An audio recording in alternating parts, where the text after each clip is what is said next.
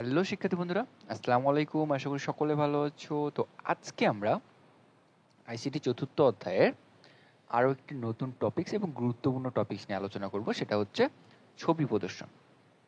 ছবি প্রদর্শন আজকে আমরা কি করব? ইমেজ প্রদর্শন করব। ইমেজ প্রদর্শন করব, ঠিক আছে? আজকে আমরা প্র্যাকটিক্যালও দেখব এবং ছবি প্রদর্শন করার জন্য কী কী লাগে সেটাও দেখব। এখান থেকে কিন্তু তোমাদের এমসিকিউ এবং সিকিউ দুইটাই কিন্তু এসে থাকে।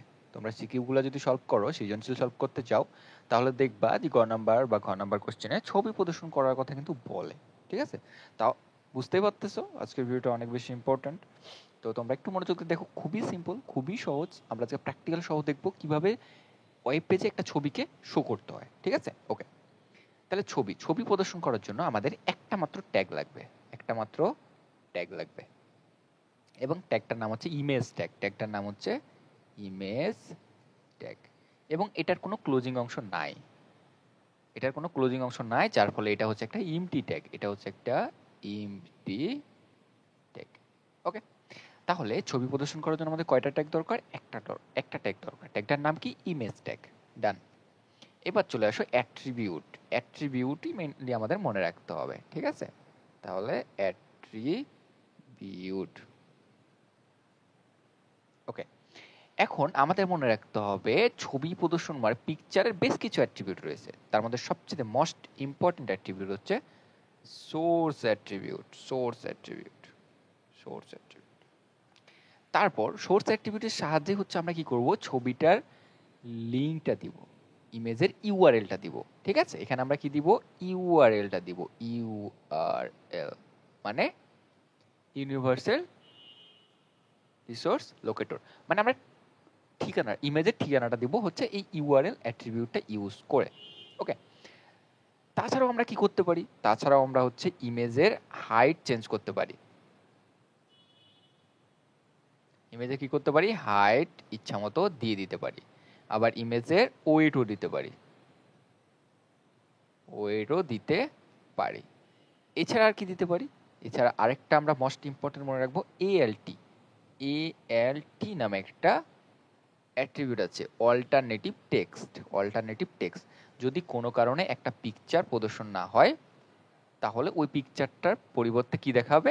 কিছু টেক্সট দেখাবে, অল্টারনেটিভ টেক্সট দেখাবে, ঠিক আছে? এটার জন্য এএলটি ট্যাগটা ইউজ করা হয়। ALT, alternative text. তাহলে আমরা দেখতে পাচ্ছি যে ইমেজ প্রদর্শন করার জন্য একটা ট্যাগ দরকার, ইমেজ ট্যাগ।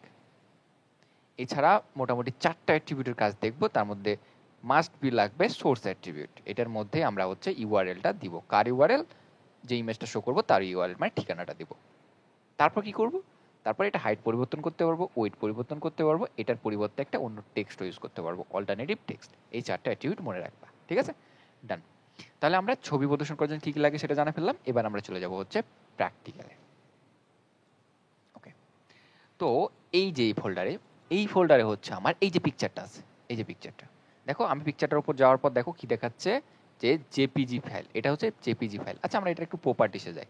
তোমরা যে কোনো পিকচারের প্রপার্টিসে যাবা, কারণ প্রত্যেকটা পিকচারে কিন্তু আমার ইয়া লাগবে।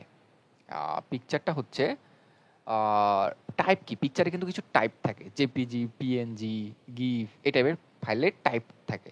যেমন আমার এই পিকচারটার ফাইলের টাইপ হচ্ছে জেপিজি, ঠিক আছে? এটা মনে রাখতে হবে।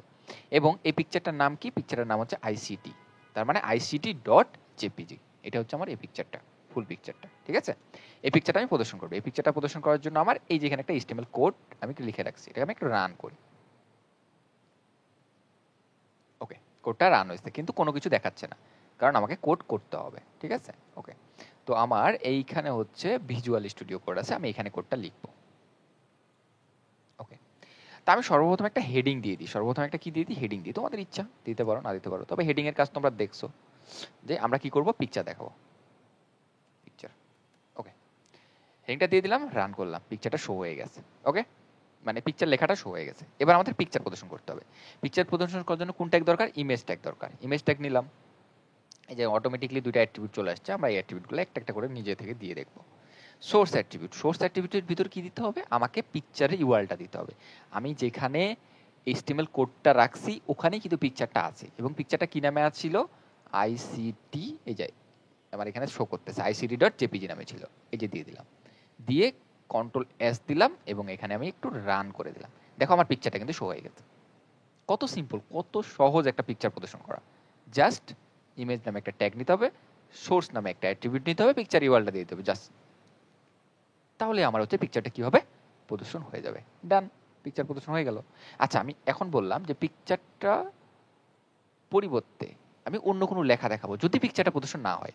যেমন দেখো, আমি যদি এখানে আইসিটির নামটা একটু ভুল করে দিই, আমার এই IC.jpg নামে কোনো পিকচার নাই, তার মানে পিকচারটা কিন্তু প্রদর্শন হবে না। এই যে পিকচারটা কিন্তু প্রদর্শন হয়নি। কিন্তু আমি চাচ্ছি পিকচারটা যদি প্রদর্শন না হয়, তাহলে তার পরিবর্তে একটা কি দেখাবে, তার পরিবর্তে একটা লেখা দেখাবে। তাহলে ALT, অল্টারনেটিভ টেক্সট নেওয়ার পর কি দিতে হবে, যে কোনো লেখা দিলাম, যে হচ্ছে আইসিটি পিকচার,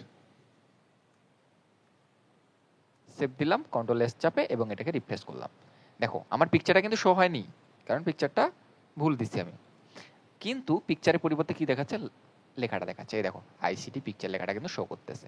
তাহলে ALT অ্যাট্রিবিউটের কাজ কি বুঝতে পারছো, অল্টারনেটিভ টেক্সট। যদি কোনো কারণে পিকচারটা প্রদর্শন হতে না পারে, তাহলে ওই পিকচারের পরিবর্তে একটা লেখা দেখায়, সেটাই হচ্ছে ALTর ভিতরে দিতে হয়। ঠিক আছে, ওকে। এবার আমি একটু ঠিক করে দিই। পিকচারটা ঠিক করে নিলাম। দেখো আমার পিকচারে কিন্তু আর লেখাটা দেখাচ্ছে না, পিকচারটা প্রদর্শন না হলে দেখাবে, প্রদর্শন হলে দেখাবে না। ঠিক আছে, ওকে। তারপরে পিকচার প্রদর্শন করাও দেখলাম, পিকচারের পরিবর্তে লেখাও যে দেখা যায় সেটাও দেখলাম। ঠিক আছে, এবার হাইট ওয়েটটা একটু দিয়ে দিই। হাইট দিলাম মনে করো যে 200 পিক্সেল। ঠিক আছে, একটু রান করি। দেখো পিকচারটা একটু বড় হয়ে গেছে। এবার আমরা একটু ওয়েটটাও দিয়ে দিই। কি দেবো এবার, আমরা একটু ওয়েটটাও দেবো। ওয়েট দিলাম মনে করো 200 পিক্সেল। কন্ট্রোল এস চাপলাম এবং এটাকে একটু রিপ্লেস দিলাম। দেখো ওয়েটও 200 পিক্সেল, হাইটও 200 পিক্সেল। চাইলে তোমরা এখানে বাড়াইতে পারো। ওয়েট আমি দিলাম 500, কন্ট্রোল এস এবং রিফ্রেশ। দেখো পিকচারটা কত বড় হয়ে গেছে, 500 পিক্সেল ওয়েট দিছে। তার মানে বুঝতে পারতেছো একটা পিকচারে কিভাবে হাইট দিতে হয়, কিভাবে ওয়েট দিতে হয়। ঠিক আছে, ওকে, ডান। তাহলে আমাদের পিকচার ডান। তাহলে আমরা পিকচার প্রদর্শন করা শিখলাম। পিকচার প্রদর্শন করার জন্য ইমেজ নামে একটা ট্যাগ লাগবে এবং সোর্স নামে একটা অ্যাট্রিবিউট লাগবে, আরও কিছু অ্যাট্রিবিউটের কাজ আমরা দেখলাম। ওকে, তো ঠিক আছে, ভালো থাকো, সুস্থ থাকো। আজকে ভিডিও পর্যন্তই। পরবর্তী ভিডিওতে আবারও কথা হবে, দেখা হবে ইনশাআল্লাহ। আল্লাহ হাফিজ।